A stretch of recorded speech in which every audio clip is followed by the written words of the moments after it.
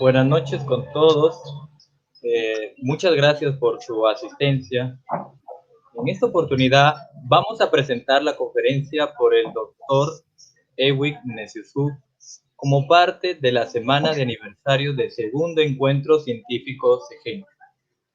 El doctor Ewik Neciusu es graduado en biología por la Universidad Nacional Pedro Ruiz Gallo, Perú. Posee el grado de doctor por la Universidad Estadual de Campinas, Brasil. Realizó su tesis doctoral en el Grupo de Metabolismo Tumoral del Laboratorio Nacional de Biociencias y en el Instituto de Física de São Carlos, Brasil. Tiene una estancia doctoral en la School of Bioscience de la University of Birmingham, Inglaterra.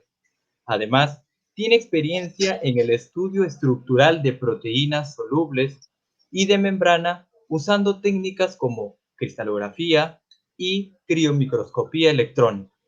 Este último con capacitaciones en Brasil, Inglaterra y la India. Actualmente cuenta con 5 publicaciones internacionales, 3 como primer autor y 2 como segundo autor. El día de hoy, el doctor Ewik Neciusu nos va a presentar el tema trabajando con proteínas de membrana.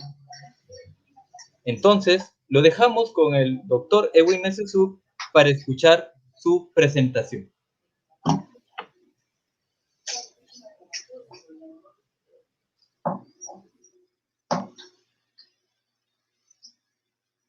Hola a todos, no sé si se ve bien. ¿Me escuchan? Creo que sí. Hola a todos.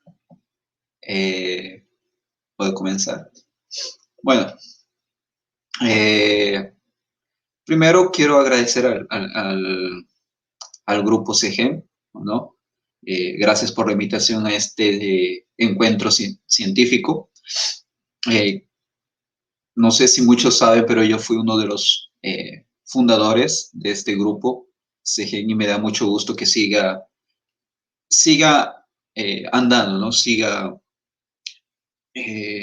activo, ¿no? Por estos días.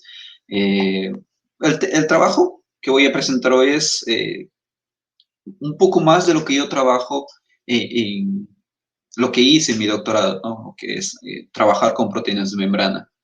Y yo quería mandar un saludo también a todos la primera generación del CEGEN, ¿no? También estoy muy agradecido con ellos, ¿no? Creamos una gran amistad y me sirvió bastante para hacer lo que ahora soy, ¿no? Estoy muy agradecido con ese grupo que comenzamos hace mucho tiempo. Yo creo que fueron 11 años atrás, ¿no? Y ese fue, lo que están viendo en pantalla, fueron el primer grupo CEGEN. Luego vinieron otros más, pero ya no encontré las fotos así, pero me encantó ver esta foto nuevamente como los primeros, ¿no? Los patriarcas que se dice. Bueno, en fin, vamos a lo que interesa. Bueno, ¿qué son proteínas de membrana? ¿Qué trabajan? Bueno, su propio nombre lo dice, son proteínas que están en la membrana, ¿no? Pero, ¿cómo son? ¿Qué hacen? ¿Cuál es su función? Bueno, eso lo vamos a ver a continuación. Bueno, ¿por qué son importantes? Bueno, del 20 al 30% del genoma humano codifican para proteínas transmembrana, ¿no? Esa es una primera importancia. La otra que siento tan pocas, ¿no?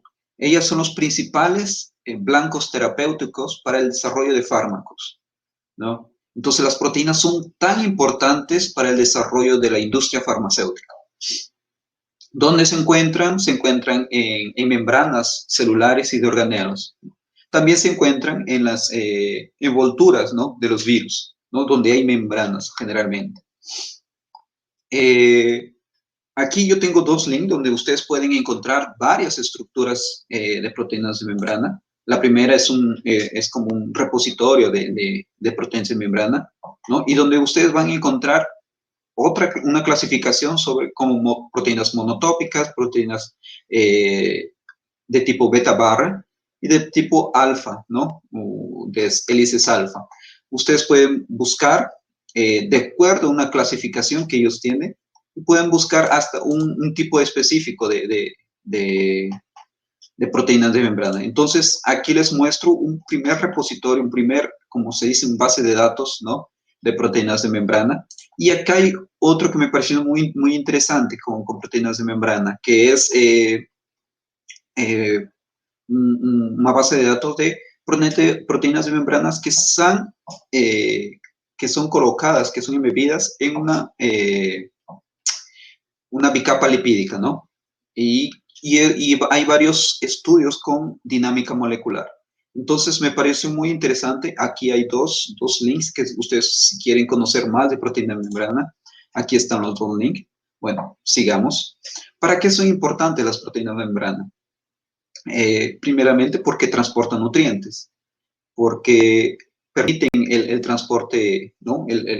La comunicación a través del agua, mantiene la composición iónica, ¿no? En la célula, en las superficies, ¿no? Que están en los dos lados de la membrana. También en la recepción de señales, en el metabolismo energético y en la respuesta inmune. Entonces, ustedes se dan cuenta que estas proteínas de membrana cumplen varias funciones importantes en las células. Hay dos tipos de proteínas de membrana, que son las integrales y las periféricas. No voy a entrar mucho en detalle, solo voy a dar los dos tipos. Estas son por ejemplo, las proteínas transmembrana, ¿no? Que atraviesan totalmente la membrana, por eso son transmembrana, o proteínas integrales, se llaman proteínas integrales de membrana, también se les conoce. Y acá hay otro tipo de membranas que son asociadas a la membrana, que no necesariamente que están dentro de la membrana, sino son asociadas, sino están en la superficie de la membrana. El día de hoy voy a tratar sobre una proteína de membrana específica, ¿no?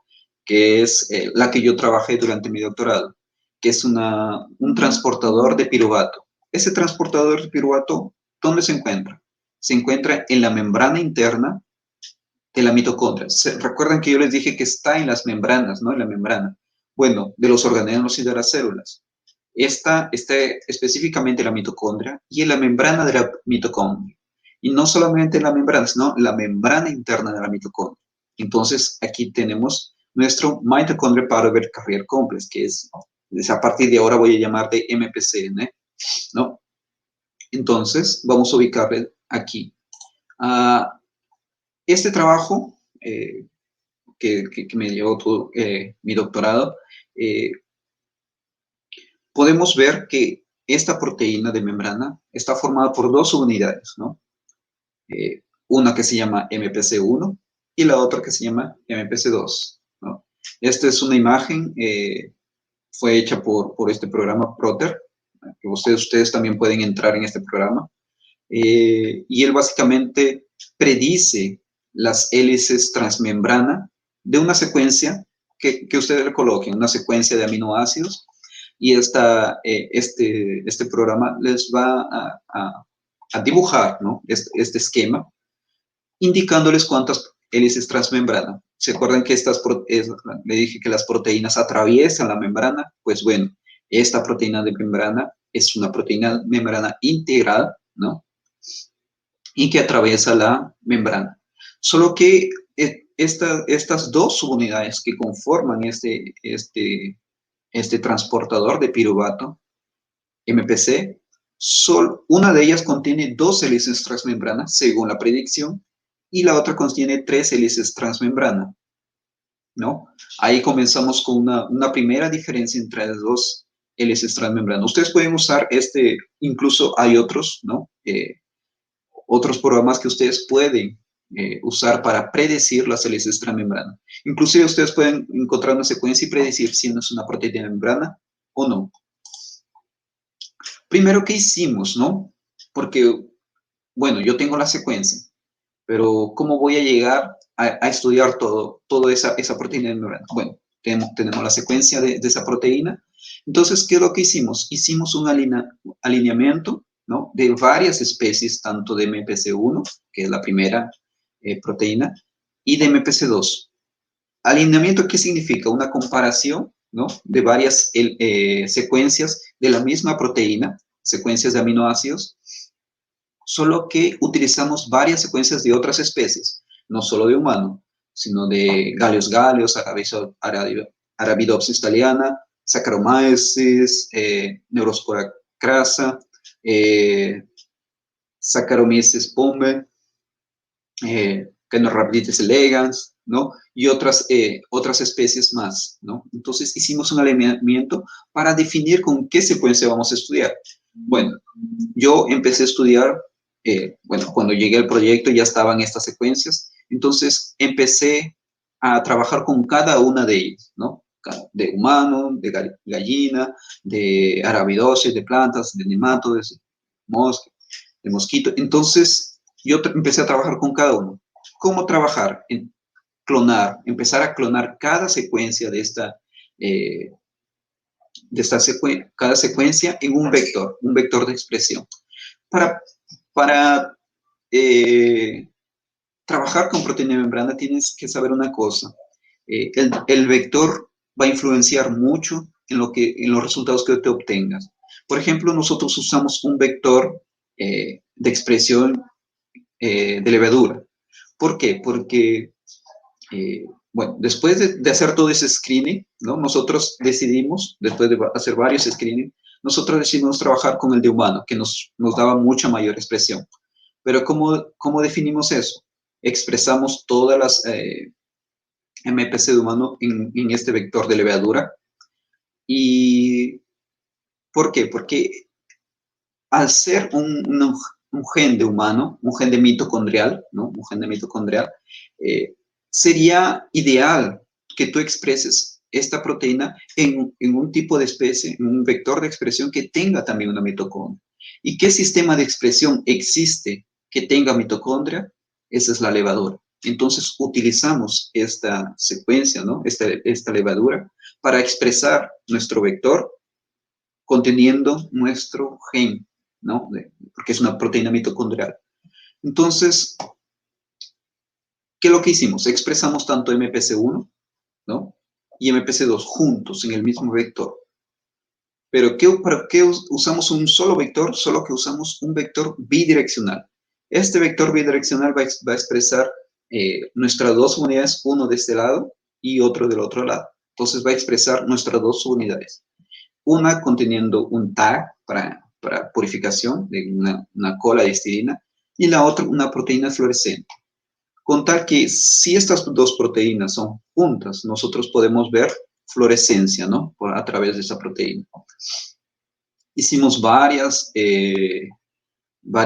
clonaciones, expresiones, ¿no? Esos son los vectores que yo usé, estos están en mi tesis, son los vectores que yo usé para expresar esa proteína. Bueno, pasemos. Una vez que tú ya expresaste, ¿no?, conseguiste clonar, ¿no?, conseguiste ver fluorescencia en la célula, ¿no?, en la levadura, conseguiste ver fluorescencia, quiere decir que tu proteína está ahí. Entonces viene la parte de donde tú quieres extraer esa proteína que está siendo expresada, ¿no? Entonces, tú hiciste la clonación, escogiste tu vector, tú expresaste tu proteína, viste la fluorescencia porque le habíamos colocado una fluorescencia verde, ¿no?, de IFP. Ahora viene la parte de extraerla, ¿no? Entonces, aquí es donde viene la diferencia con otras proteínas, con las proteínas solubles, ¿no? Que las proteínas solubles ahí ya parten a otro camino, ¿no? Aquí viene donde el camino de las proteínas de membrana. ¿Qué es lo que pasa aquí? Tú tienes que expresar tu proteína en la levadura, en este caso la levadura, y vamos a tener que hacer primero una lisis, ¿no? Una lisis de células. Generalmente nosotros usamos un cell disruptor por presión, ¿no? Como se llama, una prensa francesa, como se llama, ¿no? A través de la presión las células se rompen y utilizamos una primera centrifugación por gradiente, ¿no? Entonces, como nuestra proteína tiene una proteína extra fluorescente llamada GFP, podemos ver que después de la centrifugación, vemos que el pellet es de un color y el sobrenadante es de otro color. El sobrenadante es de color verde, ¿no? O sea, cuando tú utilizas una solución de gradiente con sucrosa, vas a ver las proteínas van a estar en la parte soluble. Ahora, tú colectas esta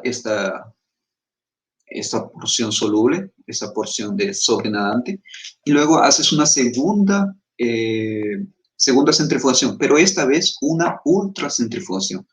Quiere decir que por 2 horas le vas a colocar en una ultracentrífuga a 150.000 XY, ¿no? Es el valor, una velocidad absurda, muy fuerte. Entonces, ahí vas a separar nuevamente el sobrenadante, ahora es el debris, ¿no? Y el pellet, ¿no? Es donde está tu proteína, están todas las membranas, ¿no? Ves que la primera centrifugación fue a low speed, y una centrifugación baja, y la otra fue una centrifugación alta, ¿no? Ahora, tú ves el pellet, ¿no? Ahí está toda tu proteína concentrada. Todo lo que estaba aquí, ahora ya está en el pellet, ¿no? Se invirtió. Entonces, con esto es lo que vamos a trabajar ahora. El pellet, que son las membranas con las proteínas que contiene la proteína. Ahora vamos a ver la parte de solubilización.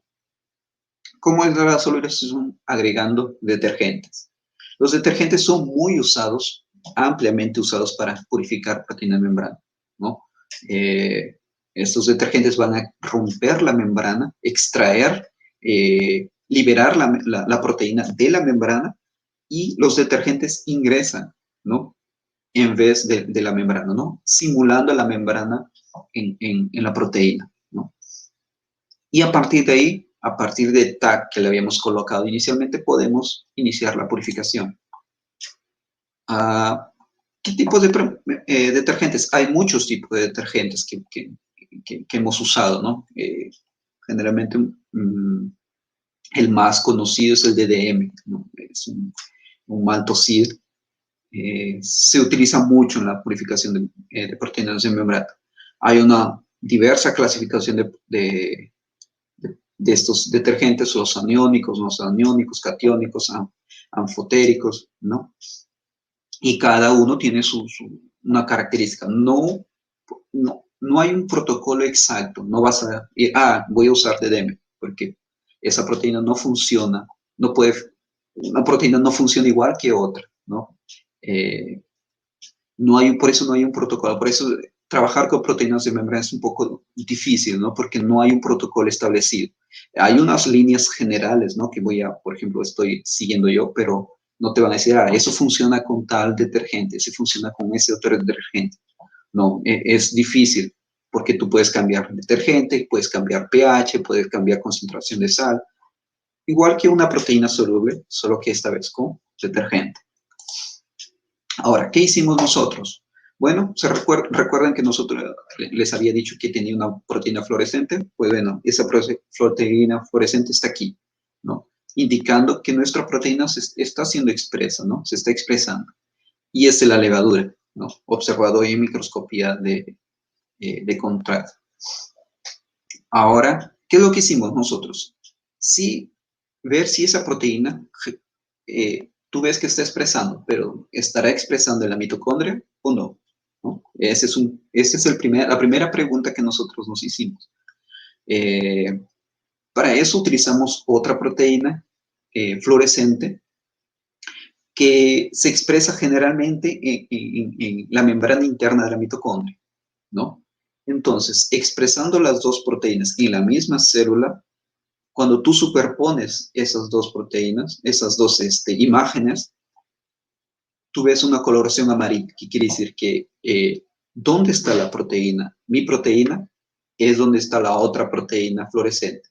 Entonces, quiere decir que si esta proteína, ¿no? Proteína fluorescente, se llama mitoin Charlie, se encuentra en la membrana interna de la mitocondria, quiere decir que nuestra proteína también, ¿no? Y esta imagen lo corrobora. Hicimos ensayos de purificación, solo que no obtenimos los resultados que nosotros queríamos, ¿no? En una primera construcción. ¿no? Obtuvimos muy poca purificación, como ustedes pueden ver aquí, una banda muy, ¿cómo se dice? Muy, muy débil, ¿no? Ahora, hicimos, este es como una construcción, ¿no? MPC1, MPC2, GFP, y aquí una cola de 8 histidinas. Pero también expresamos de otro tipo, ¿no? O hicimos una clonación diferente. Quitamos, por ejemplo, ustedes ven aquí que es 8, ahora no hay nada en el MPC1. Ahora lo que estaba aquí lo pasamos para lo que es GFP al final y le aumentamos 2 más, ¿no? Y lo que observamos fue un cambio radical, ¿no? Observamos la localización, vimos que está expresando la mitocondria, perfecto. Hicimos una purificación con detergentes. Vemos que esta vez obtenemos una sola banda. Solo que aquí hay un detalle. En esta la primera, no sé si ustedes están siguiendo, estoy como cambiando de slide. En esta primera, ¿no? Coexpression Set 1, solo obtenemos esta proteína, MPC1, que es la de aquí. Pero esta de aquí no aparece, ¿no? Solo aparece en pequeñas cantidades. Entonces, por eso no nos agradó esta construcción. Hicimos una segunda construcción, ¿no? Donde coexpression set 2, ¿no? Donde cambiamos radicalmente la construcción, ¿no? Hicimos biología molecular, ¿no? Hicimos la clonación. Entonces, nosotros expresamos nuevamente y vimos que expresa, ¿no? MPC2, ¿no? Pero no expresa MPC1. Entonces, aquí hubo una gran diferencia, ¿no? En cuanto a las dos construcciones, ¿no? Ahora, y un pico muy bueno de la filtración, ¿no? Ahora hicimos un tercer constructo, ¿no? Donde eliminamos completamente el MPC1, ¿no? Si ustedes ven aquí, tiene el MPC1, aquí también, pero en la tercera construcción eliminamos totalmente. ¿Por qué lo eliminamos? Porque ya que estaba apareciendo solo MPC2, decidimos ver si la eliminación de una proteína va a influenciar en la expresión de la otra. Pero por lo visto no influenció porque aún expresaba en la mitocondria, aún conseguimos purificar y aún así obteníamos un pico de purificación, ¿no? Ahora vemos, ¿no? Nosotros tenemos ahora la proteína purificada, ¿cierto? Tenemos la proteína purificada. Ahora, ¿cuál es el siguiente paso al trabajar con proteínas de membrana? Es probar la función de la proteína de membrana. Entonces, es difícil probar la función de una proteína de membrana cuando esta proteína es un transportador. Un transportador lo que hace, tiene un poro, ¿no? Y facilita la entrada en este caso, el piruvato, que es un transportador de piruvato mitocondrial. ¿Cómo se hace, no? ¿Cómo se efectúa este ensayo de transporte? Nosotros usamos usamos membranas, ¿no? Para mimificar membranas artificiales. Ustedes ven que esta es la construcción de una membrana normal, ¿no? Esta es la composición general de lo que tiene una proteína mitocondrial. Tiene varios fosfolípidos, la concentración de fosfolípidos.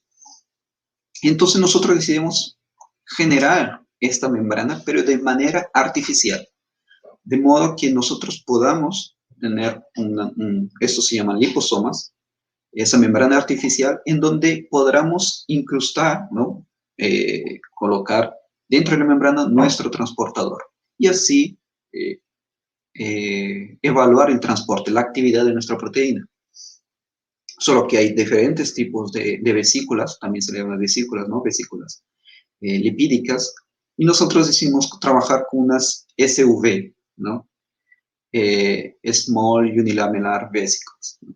Estas serían las candidatas para nosotros decidir establecer el ensayo de transporte.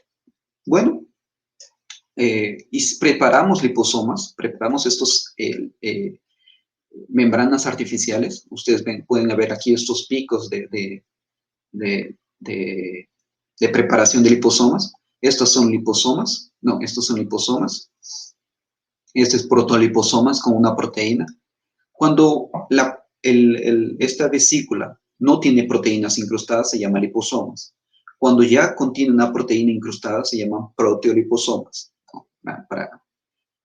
Por ejemplo, aquí tenemos otro protoliposoma con MPC1, con la primera proteína, MPC2 y MPC2 con MPC1, ¿no? Entonces vemos que conseguimos generar liposomas.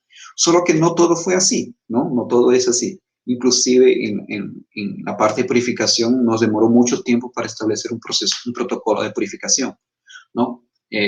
Solo que no encontré figuras sobre eso. Pero sí encontré figuras de nuestros primeros tests de preparación de liposomas. Entonces ustedes ven todo horroroso. Entonces hicimos varios testes, varias combinaciones de lípidos para ver cuál lípido, fosfolípido, era el ideal para preparar liposomas. Bueno, ¿cuál era la idea? La idea era preparar liposomas, ¿no? Membranas artificiales, y hacer el ensayo. Si tú colocabas piruvato en un liposoma y no tenía el transportador, quiere decir, eso hacía que el piruvato no podría ingresar, ¿no? Dentro de la membrana. Pero si tenías MPC, nuestra proteína, colocabas piruvato, entonces, ¿no? para comprobar la eficacia debería de entrar, ¿no? Entonces esa era nuestra hipótesis, ¿no? Que debería entrar el piruvato al interior de ese vesículo. Los resultados fueron así, después de establecer el ensayo, fueron muy, muy gratificantes porque observamos que realmente existe, ¿no? Transporte de piruvato. Usamos medimos el transporte a través de carbono 14, ¿no? Marcamos el piruvato con carbono 14, y también a través de un ensayo enzimático, ¿no? Y vimos que realmente nuestra proteína MPC, en ese caso MPC2, transportaba piruvato, era funcional. Ahora bueno, expresamos, vimos que se localiza, ahora vimos que es funcional, ¿no? Funciona nuestra. Ahora, ¿cuál es el siguiente paso? Ver cómo está organizado estructuralmente esta proteína. Para ello, nosotros, MPC2, no sabemos cuántas subunidades de MPC2 forman ese complejo. Entonces nosotros hicimos un ensayo de cross-linking, ¿no? Con DSS, y para observar si existen monómeros, dímeros, oligómeros o estructuras superiores. Y hicimos ese ensayo, bueno, aquí no está, hicimos ensayo con extracto de mitocondrias, con proteínas en el detergente y con proteínas en liposomas, ¿no? Hicimos todo ese ensayo y observamos en los tres estados de la proteína, tanto en detergente como en extracto mitocondrial y en liposomas, que se forman monómeros, dímeros, solo que existe una diferencia, que en la parte donde es la proteína con detergente no existen más subunidades mayores, a diferencia que donde es por ejemplo, con estrato mitocondrial, es mitocondria, ¿no? Y donde están los liposomas. ¿Cuál es la diferencia? Que estas dos proteínas están en ambientes lipídicos y esta proteína está en un ambiente de detergente. Entonces, por ahí comienza una primera, ¿no? Una primera diferencia entre los estados oligoméricos de esta proteína. Hasta ahora, con esto solo nos dice que esta proteína puede formar de monómeros, dímeros, hasta grandes especies, ¿no? Especies mayores. También analizamos ¿no? la estructura secundaria, ¿no? Ustedes saben, alfa hélice, ¿no? Sin piruvato y con piruvato, ¿no? También con un agente reductor y un inhibidor que se llama rosiglitazol.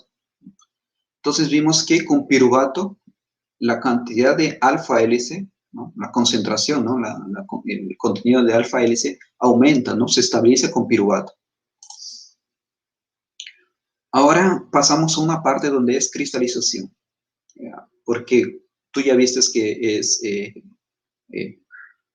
funcional, vimos que existen varios, existen monómeros, dímeros, tetrámeros, especies mayores, pero también tú vas a querer cristalizar la proteína, ¿no? Esa es la principal función, resolver la estructura de la proteína. ¿Cómo es? Porque hasta ahora esa proteína no tiene estructura, ¿no? Nadie hasta ahora consiguió resolver la estructura.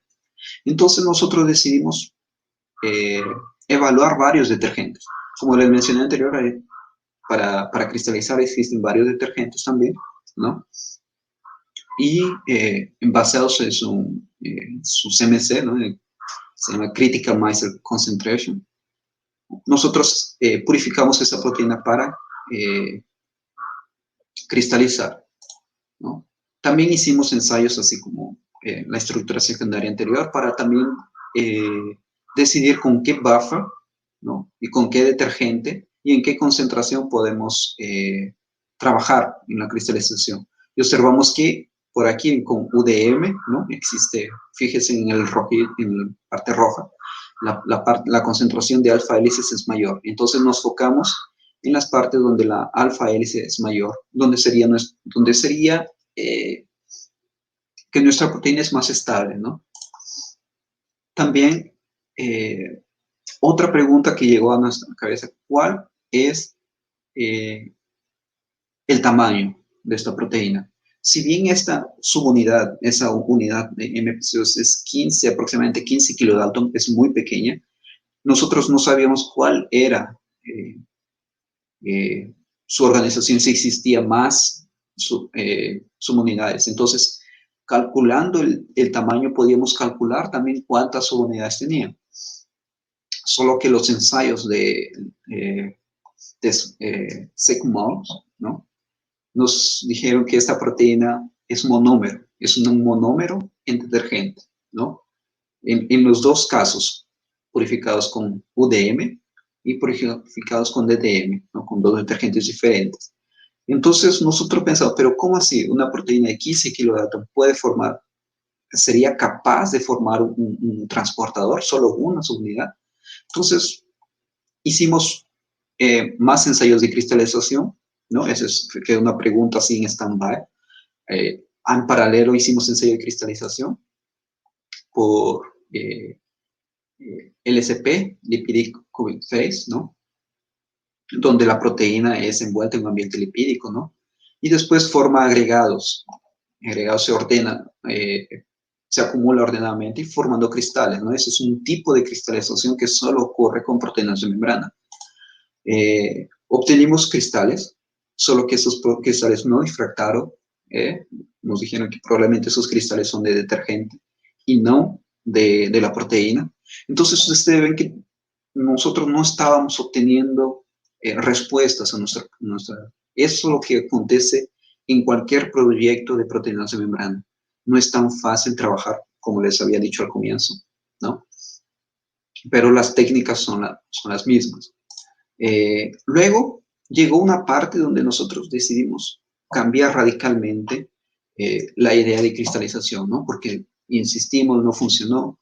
Entonces, habían otras tecnologías, por ejemplo, los nanodiscos. ¿Qué son los nanodiscos? En este caso son los MSP, son los Membrane Scaffold Protein. No, eso había mostrado anteriormente. Bueno, queda para después sobre los liposomas que creé. Bueno, estos nanodiscos son proteínas, ¿no? Son proteínas que envuelven a la proteína. Ustedes ven aquí, son los membrane scaffold protein. Tú tienes las proteínas en detergente, tienes el detergente por sí solo, por sí, ¿no? Tienes que colocar un poco de detergente. Y tú haces una mezcla, ¿no? Mezclas estas condiciones, ¿no? El detergente, las proteínas y los lípidos, y luego extraes a través de un proceso, ¿no? de proceso de formación de nanodiscos, vas a extraer los detergentes usando BioBits, ¿no? Extraes los detergentes y los nanodiscos se van formando. Entonces, vas a tener dos poblaciones, una población con el nanodisco junto con la proteína de membrana, ¿no? Y otros nanodiscos sin la proteína de membrana. Y otras proteínas sin nanodiscos que obviamente van a agregar, porque si tu proteína no tiene detergente y no tiene lípidos, va a agregar, porque necesita de un ambiente lipídico, ¿no? Entonces hicimos un ensayo, ¿no? Vamos a purificar esos nanodiscos conteniendo nuestra proteína, ¿no? Purificamos, ¿no? Esta línea verde nos indica la parte fluorescente, ¿no? De MPC2 y FP, porque nuestra proteína tenía GFP y estaba en el nanodisco, entonces podríamos seguir el camino de esta proteína a través de la fluorescencia. Luego observamos por microscopía electrónica. Ustedes ven estas bolinas, estos discos aquí, estas bolitas, son los nanodiscos que nosotros habíamos formado, solo que no tenían mucha resolución y el protocolo no era tan reproducible, ¿no? Y cada vez que tú necesitabas formar un nanodisco, tenías que purificar la proteína en detergente. Entonces, como que se hizo un poco difícil continuar con esa tecnología. Entonces, ahí iniciamos otra metodología, ¿no? Que ahora es un boom, ¿no? Trabajando con proteína de membrana, que son los SMAP, ¿no? Que los Styrene Maleic Acid Lipid Particles, ¿no?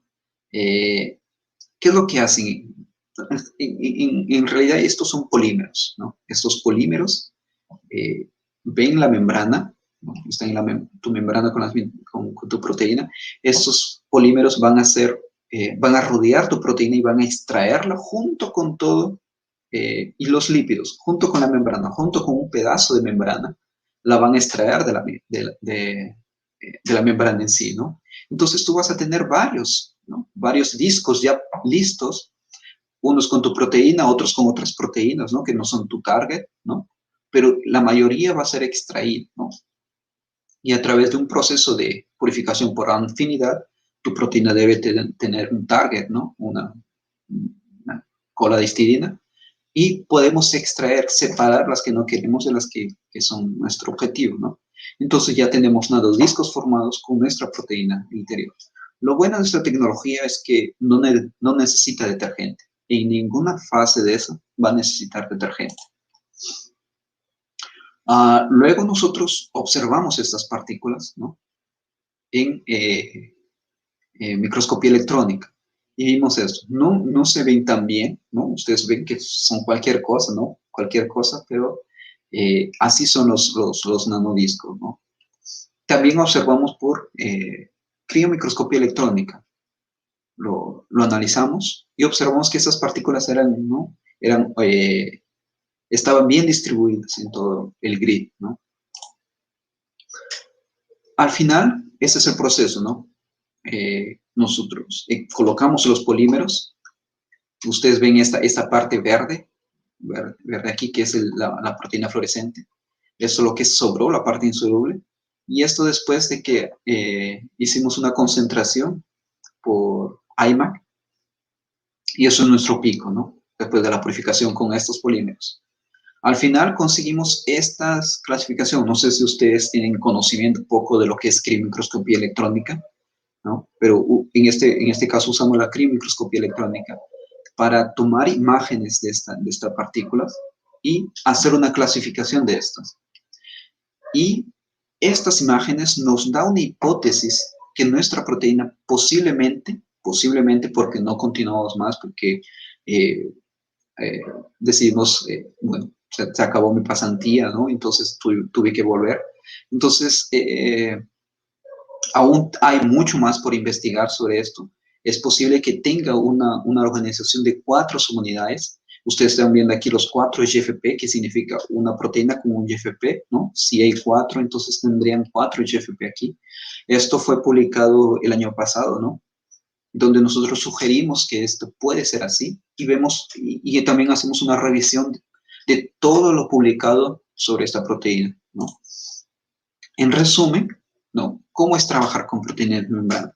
¿No? Para ya ir terminando. ¿Cómo es trabajar con proteína de membrana? Primero, con detergentes. Tienes que saber trabajar con detergentes. ¿no? Tú ves que el detergente forma como un globo, ¿no? Engloba la proteína de membrana en sus regiones hidrofóbicas. Nosotros hicimos liposomas. Tengo aquí unos liposomas que les quería mostrar, ¿no? Anteriormente. Estos son una visualización, ¿no? A través de un microscopio sobre cómo se ven los liposomas que habíamos formado, ¿no? Cada una de estas partículas son liposomas. Entonces podemos ver que realmente nosotros teníamos liposomas. Después de eso usamos los membrane scaffold protein, los MSP, los nanodiscos, que son proteínas que engloban, ¿no? Parte de otras proteínas de membrana. Los Amphipol, que no usamos en este proyecto, pero también son muy usados. Y finalmente los polímeros, ¿no? Los polímeros que utilizamos para extraer la proteína con todos los lípidos propios de la membrana. Entonces, más o menos fue un resumen de todo lo que se hace, ¿no? Se trabaja con proteínas de membrana. Para finalizar, quiero agradecer a todo el equipo que ayudó en este trabajo, profesionales varios, porque este trabajo no es solo mío, ¿no? Es un trabajo en equipo, de colaboración con varias instituciones, con varios laboratorios, ¿no? Con el Laboratorio Nacional de Biociencia, con el laboratorio de Inglaterra, o Membrane Protein Laboratorio, ¿no? Donde se hicieron los ensayos de cristalización. La Universidad de Ribeirão Preto, ¿no? En Sao Paulo, donde aprendimos a usar los liposomas. Aquí en el Instituto de Biociencia, donde aprendimos a hacer los ensayos de actividad, o Laboratorio Nacional de Nanotecnología, ¿no? Que también donde hicimos los negative staining de los liposomas, de los MSP, de los nanodiscos. También en la Universidad de Birmingham, ¿no? Donde trabajé todo lo que es polímeros con proteínas de membrana. En la Universidad de Warwick, ¿no? En Inglaterra, donde también hicimos la primera fotografía de negative staining de MPC en SMART, y la Universidad de Leicester, ¿no? Donde hicimos la primera colecta de esta proteína, ¿no? Hasta ahora no hay ningún registro de esta proteína en negative staining. Entonces, aquí donde hicimos la primera colecta, ¿no? Y a la fundación de FAPESP, ¿no? Que financió este proyecto, y al grupo del Instituto de Física de Sao Paulo. No sé si ustedes tienen alguna pregunta. Muchas gracias por su atención.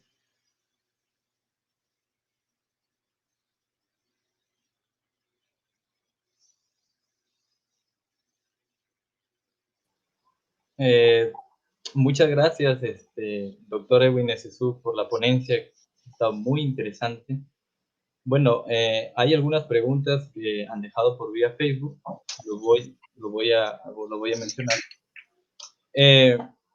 Ricardo Calle nos pregunta: buenas noches. Una pregunta: si hubiese podido continuar el proyecto, ¿qué procedimiento se debería haber hecho o qué procedimiento hubiese seguido para continuar la investigación? Ok, esa es muy buena pregunta. Eso me da para continuar aquí en este. Aquí es donde finalizó la parte, es la última imagen que yo tengo sobre la proteína MPC, que fue publicada en el año pasado, en donde nosotros decimos que tú ves puntos, ¿no? Bolitas blancas. Entonces no es para que salga así, ¿no? No es en microscopía electrónica generalmente no es como aparece en la clasificación, ¿no? Aparece un poco más nítido, es lo que quiero decir, aparece un poco más nítido. Tú ves que aparece un poco borroso, y eso es por causa de ¿qué? Es por causa de estas GFP, de estas proteínas que son gigantes, un poco grandes que nuestra proteína. Entonces, ¿por qué aparece así? Porque estos GFP son flexibles. Esa construcción de la primera que hicimos, ¿no? Que le mostré el vector, no fue diseñado para hacer cremicroscopía, fue diseñado para hacer ensayo de actividad, todo eso, purificación, todo eso. No fue diseñado para esa técnica. Entonces, eh, el hecho que salga así todo borroso, esas clasificaciones, esos cuadritos, es por causa de ese GFP. Entonces, ahí fue nuestra dificultad de seguir con la investigación, ¿no? De seguir y resolver la estructura. El paso que podríamos seguir es cortar ese GFP, cortar todos esos con una proteasa, cortar todos esos GFP y analizar específicamente esa parte, ¿no? Específicamente esa parte, ¿no? Pero cuando yo intenté hacer eso no conseguí. No sé si es por causa de los polímeros, que la proteasa no tuvo acceso a esas regiones, ¿no? O porque la proteasa no funcionó. Entonces, la otra técnica que podemos usar es remover el GFP desde la clonación, desde aquí, ¿no? ¿Dónde está? Desde aquí, ¿no? Quitar desde aquí a través de biología molecular, remover este GFP y trabajar, ¿no? Expresar y llevar al microscopio o hacer cristalografía, ¿no? Cualquier cosa. Entonces, para responder a la pregunta, esos dos caminos podríamos seguir para resolver la estructura y seguir con el proyecto. Muchas gracias. Bueno, hay otra segunda pregunta. Damaris Peña nos pregunta, ¿nos puedes hablar un poco más sobre criomicroscopía electrónica? Sí, generalmente criomicroscopía electrónica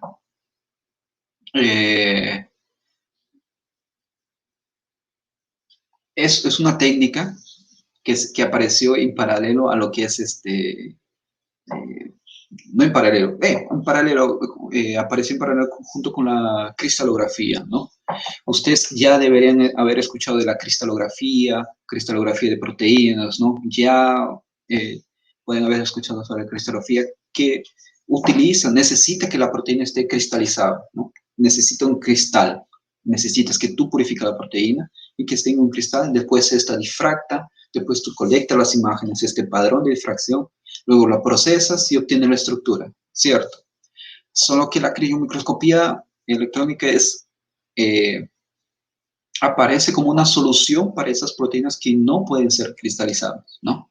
Que no pueden ser cristalizadas. Y a pasar los años, esta técnica de criomicroscopía electrónica ha ido mejorando mucho, ¿no? Desde la resolución que comenzaba con 20 Armstrong, ¿no? Hasta la actualidad que ya es inclusive asemeja a la cristalografía en términos de resolución, ¿no? De resolución. ¿Cómo funciona la criomicroscopía electrónica en general? Tú tienes, como no es necesario cristalizar, tú tienes tu proteína en solución, ¿no? Tienes tu proteína en solución. Como no es necesario cristalizar, no necesitas abundancia, no necesitas mucha proteína, no necesitas nada, solo necesitas unos 10 microlitros, ¿no? De proteína, ¿no? Y no tan concentrada. Por ejemplo, tú lo puedes hacer a 0.5 miligramos por ml, por poner un ejemplo, ¿no? 0.5 miligramos por ml. Entonces es mucho, mucho, mucho, mucho más bajo que una proteína normal, que tú necesitas 5 miligramos, 6 miligramos. Estamos hablando de 0.5, 0.1, 0.2 miligramos, ¿no? Y no necesitas cristalizar, ¿no? Está en una solución. Entonces, tú tienes tu proteína, hay unos grids, ¿no? Unos objetos redondos con varias rejillas, en donde tú colocas tu proteína, ¿no? Y esa proteína va a ser congelada, ¿no? En etano. Al ser congelada en etano es una congelación rápida, ¿no? Es una vitrificación. Entonces, el líquido se va a congelar muy rápido, ¿no? Evitando que se formen cristales, ¿no? No se forman cristales, entonces tú tienes un grid, ¿no? Con tus partículas. Y ese grid tú lo vas a llevar al microscopio y ese microscopio tú vas a como tomar fotografías ¿no? Vas a tomar fotografías y vas a tener fotografías, pero no solo de una, porque tú tienes una muestra, ¿no? No vas a tener una, sino tienes las proteínas en varias orientaciones. Y esa es la ventaja. Tú tienes las proteínas que una está así. Es como si tomaras una fotografía de varias personas. Tú ves, son personas, pero algunas están sonriendo, algunas están de espaldas, algunas están mirando para arriba. Entonces las proteínas también van a estar así. Tú las congelaste en el momento exacto. Entonces la proteína van a estar unas así, unas posición así, otras así. ¿Qué es lo que hace? Tomas la fotografía, no solo tomas unas, tomas varias fotografías de eso, ¿no? El microscopio va a trabajar por 1 o 2 días tomando así imágenes, ¿no? Y luego, ¿qué es lo que hace? Hay programas específicos que consiguen juntar todas esas imágenes y extraer cada partícula en una posición.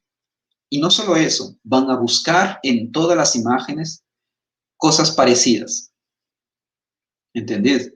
Entonces, todas las que estaban mirando así, el programa va a buscar en todas las imágenes y busca y extrae solamente esas partículas. Entonces, tú vas a tener grupos, a los que estaban mirando para allá, para acá, los que estaban de espaldas para allá, los que estaban... Entonces, eso es lo que tú estás viendo en la imagen que está aquí en la pantalla. Eso es lo que hace. Lo que el programa ha hecho es clasificar, ¿no? Eso es lo que está haciendo, es clasificar. Las que estaban en esa posición, las vamos a juntar en un cuadrito. Las que estaban en otra posición, las vamos a juntar en otro tipo de cuadrito. Entonces, eso se llama clasificación. Cuando tú clasificas, al tener más imágenes iguales, ¿no? Aumenta la resolución. Tú vas a aumentar mucho más la resolución porque hay muchos más píxeles, ¿no? En la imagen, muchos más detalles, ¿no? Entonces tú tienes varias clases, varias partículas en una misma posición. Al final, ¿qué hace el programa? Va a juntar todas esas clases y va a intentar formar un modelo. Va a formar, por ejemplo, va a intentar formar una persona a través, ¿no? Arriba, abajo, así. Va como tomó varias fotos de varios ángulos, consigue formar un modelo. Entonces, eso es lo que hace la criomicroscopía electrónica, a diferencia de la cristalografía, ¿no? Es una técnica muy innovadora, es una técnica que ganó, ¿no? Los creadores se llevaron el premio Nobel, ¿no? En el 2018, creo, 2017, no recuerdo muy bien. Pero sí, ese va más o menos la base de lo que es criomicroscopía electrónica. Muchas gracias. Bueno, hay una tercera pregunta. Bien, en esta ocasión nos pregunta Belén Cerquén. Buenas noches. Mi pregunta es, si se hubiera usado otro tipo de detergente, ¿en qué forma hubiera influenciado en la formación de los nanodiscos? Esa es una pregunta muy buena. ¿Por qué? Porque tú nunca sabes. Nunca sabes cómo va a reaccionar tu proteína ante un detergente. Entonces, la única forma de probar, de saber, es probando, ¿no? Tú nunca vas a saber cómo va a reaccionar tu proteína. Por ejemplo, les pongo un ejemplo. Creo que aquí no está la leyenda, ¿no? Pero cuando nosotros hicimos este cambio, ¿no? Este cambio de región, el detergente que habíamos usado aquí ya no funcionaba aquí. ¿Me entiendes? Siendo la misma proteína, ¿no? Estando la misma proteína, solo que hicimos, cambiamos esta región de histidina, la cambiamos para esta región de IGFP. La cambiamos y aumentamos. Entonces, el resultado fue que inesperado, porque no purificaba con ese detergente. Tuvimos que encontrar, ¿no? Hacer otro screen de detergente y con ese nuevo detergente funcionaba. Entonces, cualquier cambio en la construcción, ¿no? Influencia bastante en lo que es detergente, en la purificación, lo que sea. Ella lo que pregunta es sobre los nanodiscos, ¿cierto? En los nanodiscos, ¿dónde están los nanodiscos? Aquí. Cuando utilizas detergente, tienes que usar el mismo detergente que es donde está tu proteína, ¿no? Si utilizas otro detergente, obviamente tú tienes que estar consciente que ese detergente está funcionando para tu proteína, ¿no? No vas a colocar un detergente que agregue, ¿no? Tu proteína. Entonces, para formación de nodiscos, el detergente que tú colocas junto para formar un nodisco tiene que ser el mismo que lo utilizas para purificar. Y obviamente cuando purificas tiene que ser el mejor detergente que encuentres, ¿no? Y eso solo se hace probando. Es ensayo-error, ensayo y error. Muchas gracias. Bueno, hay otra pregunta de Aleli Paredes. Buenas noches. Mi pregunta es, ¿con otras proteínas de membrana se pueden presentar los mismos inconvenientes? Claro, con toda certeza, ¿no? Estaba trabajando con otra proteína la verdad, tuve acceso a 3 proteínas de membrana, ¿no? Había otra proteína de membrana que estaba trabajando también, ¿no? Solo en colaboración, ayudando, ¿no? A purificar, que tenía otro comportamiento, ¿no? Otro detergente, otros lípidos, otra configuración. Ahí existe también, trabajé con otra proteína de membrana, ¿no? Que también es una beta bar, ¿no? Una de este tipo. ¿Dónde está? Una de este tipo, ¿no? Bueno, aquí no está. Es más o menos de este tipo, ¿no? Una beta bar, ¿no? Bueno, no es de este tipo, ¿no? No está aquí. Bueno, en fin. Es otro tipo de proteína que es como un poro, ¿no? Es un poro, una porina. Y la configuración para esa proteína es totalmente diferente. Nuevos detergentes, nuevas concentraciones de detergentes, nuevos pH, nuevas cosas. Entonces, cuando tú trabajas con proteínas de membrana va a ser totalmente diferente. Y creo que con cualquier otra proteína, ¿no? Solo que la diferencia es que con las proteínas solubles tú cambias, modificas una parte, pero aún sigue purificando en las mismas condiciones. Pero aquí tú viste que cambiando una región, olvídate, no quiere más con esa proteína, no quiere más, no quiero con ese detergente, quiero con otro. Entonces, y otra cosa, estos detergentes no son baratos, ¿no? Son extremadamente caros, ¿no? Extremadamente caros.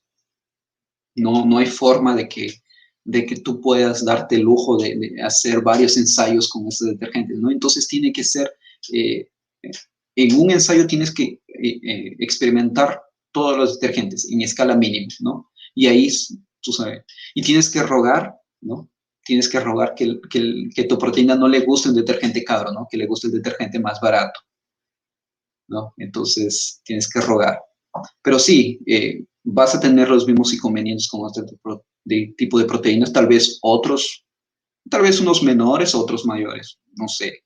Todo es ensayo y error, ¿no? Pero básicamente todos siguen ese orden, ¿no? Clonar, tienes que clonar un vector que sea específico, ¿no? Que ayude a tu proteína a expresar, ¿no? Existen bacterias, también puedes expresar en bacterias, pero nosotros quisimos ir ya directo, ¿no? Vamos a un sistema donde tenga mitocondrias, ¿no? Entonces la levadura tiene mitocondrias, entonces vamos directo ahí, que tenemos menos chances de perder, ¿no?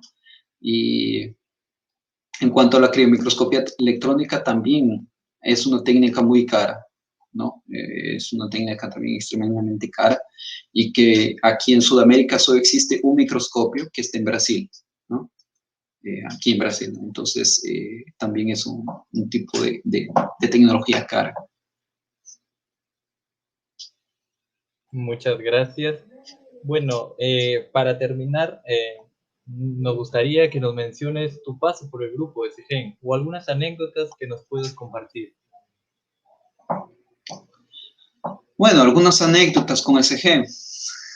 Bueno,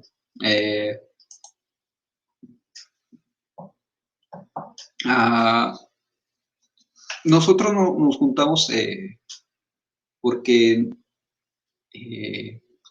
teníamos una idea en común todos, ¿no? Que era aprender un poco más, ¿no? Aprender más de lo que nos daban en la universidad, ¿no? Entonces nos juntamos para aprender. Y eso fue muy provechoso, ¿no? Porque cada semana nos turnábamos para exponer un paper, ¿no? Una técnica, ¿no? Cualquier tipo, ¿no? Nos decimos, este paper vamos a leer, o tú vas a exponer esta técnica, tú vas a exponer esta otra técnica.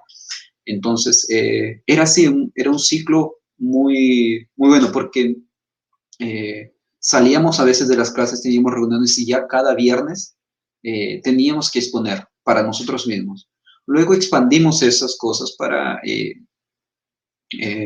traer más gente de afuera, ¿no? Profesionales que quisieran exponer.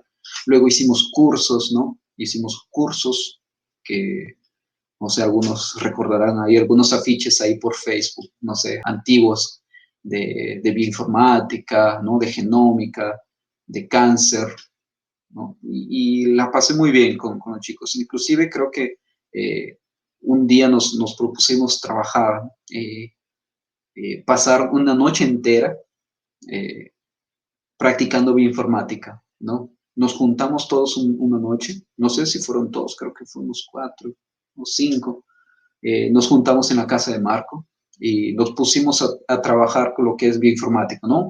A resolver las dudas entre todos, ¿no? Que habíamos aprendido y esas cosas, ¿no? Entonces, las anécdotas son eso, lo más fue eh, la idea de transmitir ese conocimiento, porque no queríamos quedarnos con esos conocimientos que teníamos, sino tratar de enseñar a más personas, tratar de que la gente aprenda más de la facultad. Y en los inicios no teníamos mucha acogida, no había mucho ese interés, pero yo creo que ahora, con el avance de esas cosas, ya hay mucha más gente interesada, ¿no? Y eso me parece muy bien. Y también un saludo a todos los chicos que pertenecen y que pertenecieron al CG, ¿no? Gracias por haber mantenido esa idea de estudiante, que éramos estudiantes aún. Gracias por mantener hasta ahora, ¿no? Todos estos años y que aún siga vivo. Y felicidades por este aniversario, ¿no? Del CG. Muchas gracias, doctor Edwin Jesús. Bueno, entonces, no se olviden, de mañana conectarse nuevamente a las 8. Bueno, en esta ocasión nuestro invitado es el biólogo Daniel Ramos, que nos va a presentar el tema de nanomedicina, avances y aplicaciones. Bueno, agradecemos al doctor Edwin Jesús por su tiempo y por la gran ponencia que nos ha brindado. Muchas gracias. Gracias por la invitación también. Nos vemos. Chao. Muchas gracias.